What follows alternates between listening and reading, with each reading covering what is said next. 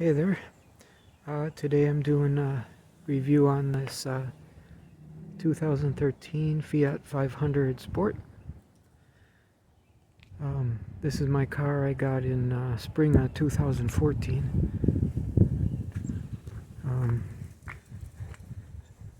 I purchased it new, but they were trying to get rid of the previous year models.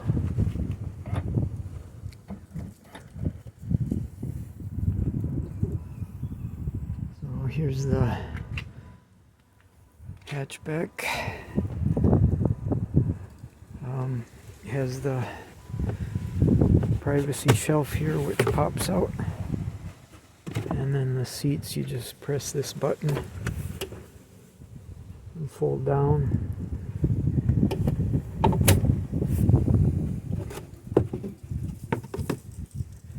Now it does have 4 seats, but very small area in those back seats, so not going to be too comfortable for adults back there. I believe this is I think it's a subwoofer, but I'm not positive. The Sport was supposed to come with an upgraded stereo. They have at the time I bought this, they had the Fiat Pop, which was the base model, and then the Sport that I got, and then the Aberith, which is the turbo. So it's been pretty reliable.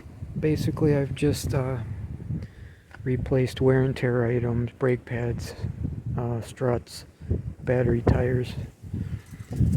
One of the things is I have replaced the tail lamps quite a few times, and also the headlight bulbs. I don't know what the deal is, they don't seem to last long.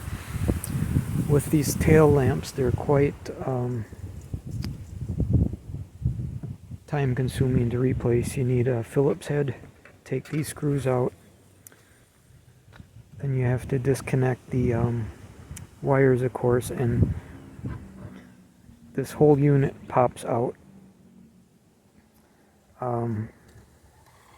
Then you need a T25 screwdriver to get the back of that off and to replace the bulbs. But if you do it yourself, it's pretty cheap to do. There's videos on YouTube how to do that.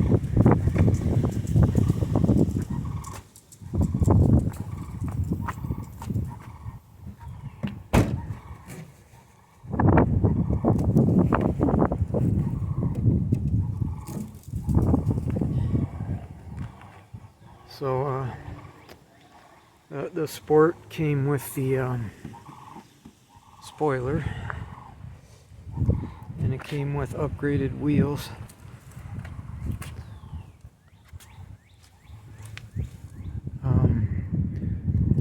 Nice rims. It came with Continentals Pro Contacts. These are the 195/45 R16s, 84H. So here's the passenger side.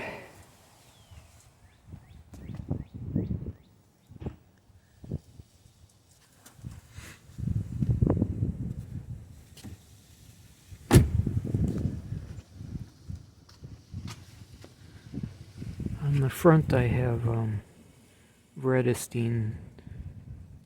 I believe they're the Quattrec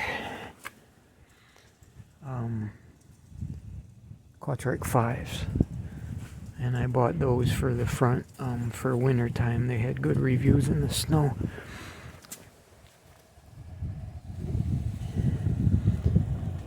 Here's the front. Sorry about the t-shirt, I cover up my license plate.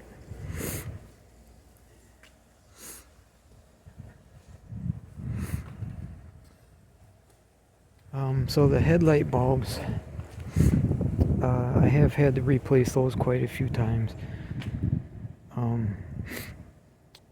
Not as complicated to replace, you don't need any tools.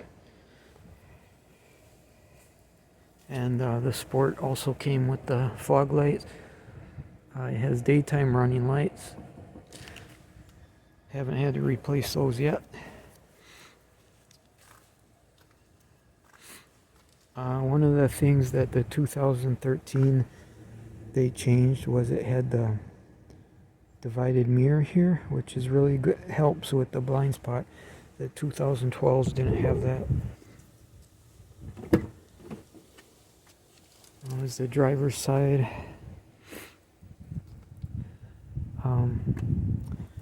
Came with power mirrors. And there's a latch here you pull to get into the back seat. And I could put the seat up a little more. But yeah, it's very, not much leg room.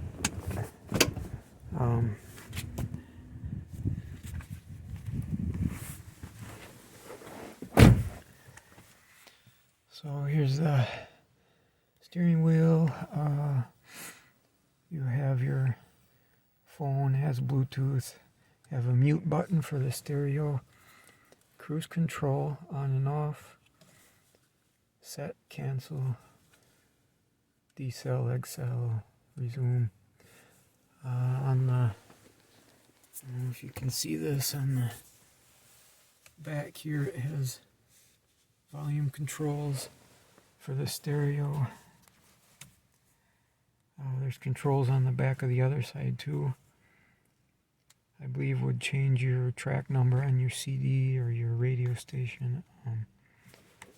Haven't played around with all those. Mostly I use the volume ones. And then headlights, it doesn't have an automatic setting, but you do, when they're in the off position here, you do have, it's the daytime running lights will be on. Which I've been trying to use those more because my headlight bulbs they seem to burn out quite frequently. And then the CD stereo. This tuner button changes from AM to FM, and then media to get your CD or your auxiliary. There's a USB in the glove department. The sport mode comes with this sport button, and you press that, it'll light up on the dash that the sport mode's engaged, and it stiffens up your steering, and it changes the RPM that the gears will shift at, so it'll be a little more, give you a little more get up and go. This one came with automatic. It's 6-speed automatic, and you can slide it over here and do the auto stick and shift yourself, which is fun. Power windows here, and then here's the fog light button. Looks like there were other options I could have added. Hazards, rear defroster. One of the things I don't like too much is you need to press the fan control switch, press it inward to get the air conditioning to come on. And I really would have preferred a separate button for that, because you know, when you're messing around with the fan speed, you could accidentally press it, and the little snowflake lights up when the air conditioning is on, but it's hard to see, especially in the daylight. And you have your ESC on off, and your parking brake.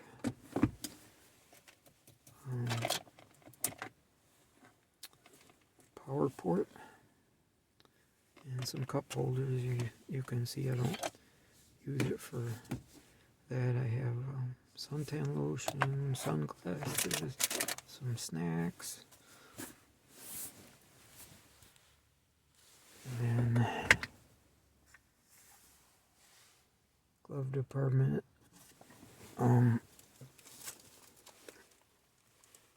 the USB right there. Sorry, that was a little loud. Sun visors. I put in extra pull down visor, and also it extends out because the sun visors on this car are a little short. And rear view mirror. And right the rear view mirror it's not actually this big, it's a little smaller than that. This is a clip-on that has a backup camera in it, which I had installed at Best Buy. So I'll go ahead and start it up.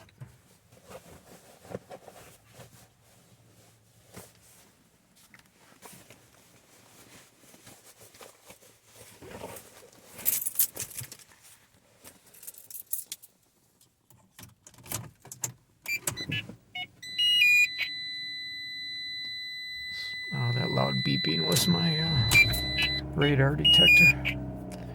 I got a radar detector in the window. So it has 64,777 miles right now. On the blinker arm, you can change what display settings you're looking at. Instant economy and average speed and the date, and when you have the radio on, it'll show you what station you're listening to. And it shows you temperature outside. You have some buttons on here to control the brightness of the display.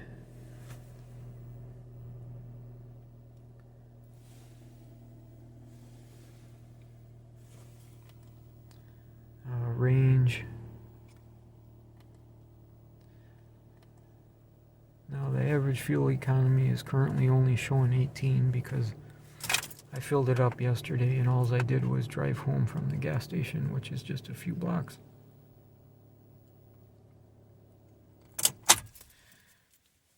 I'll show you the engine compartment. Now back to the gas mileage. I get anywhere from about 30 to as high as I can get over 40 on the interstate if I just set the cruise at like 65 and just leave it there.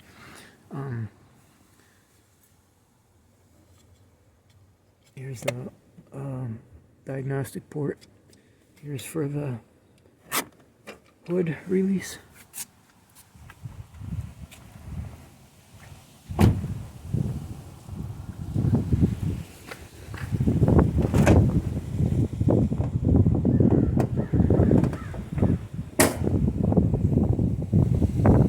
So it has 1.4 liter 4-cylinder. And there's your battery. I just put a new battery in it this past December, I think.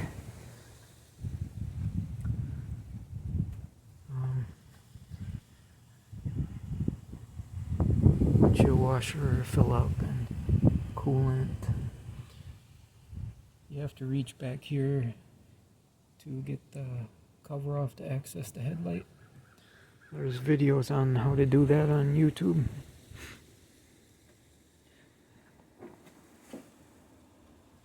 So this engine puts out about 101 horsepower and 98 pounds of torque.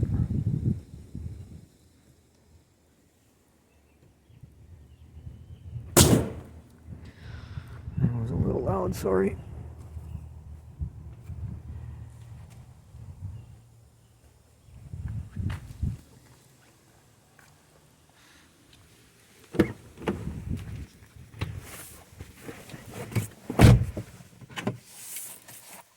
Just take it for a quick little spin.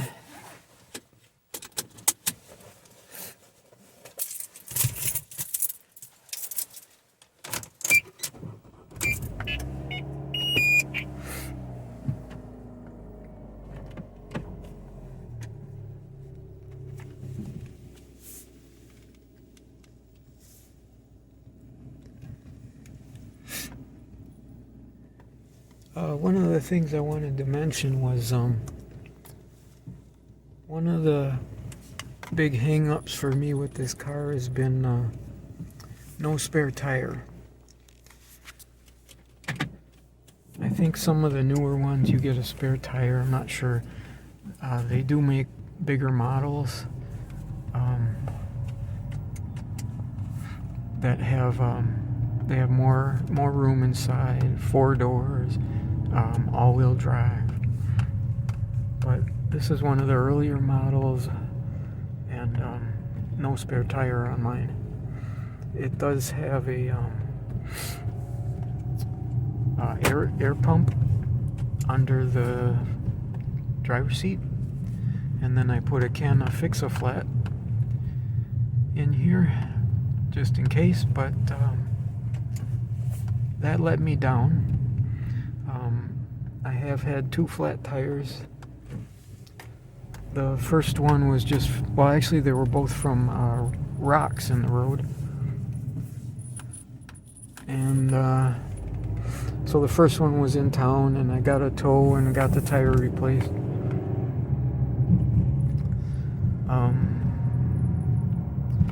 But the next one, I was out in the country. I had to get towed quite a long ways, and the first place, which was actually the dealership, they didn't have my size tire, if you can believe that. And then they told me even if we did have it, we don't have anybody that could put it on right now. So I had to have it towed to Discount Tire. They didn't have my size tire, but they did get it resolved for me in a couple of days. So that's been a big headache. I am considering to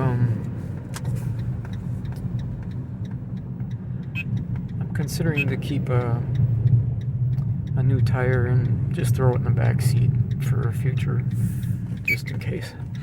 So I'll take it up on the highway here, and I'll give it a little get up and go here.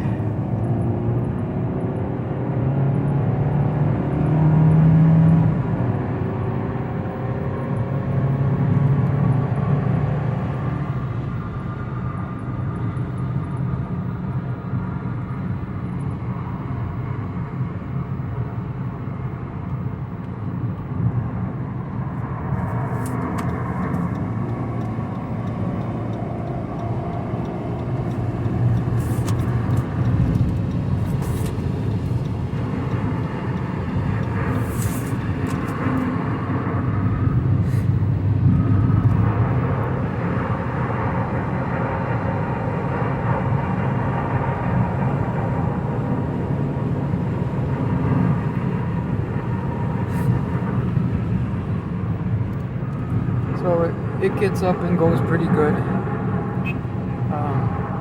I'll wrap up the video now. Thanks for watching. Bye.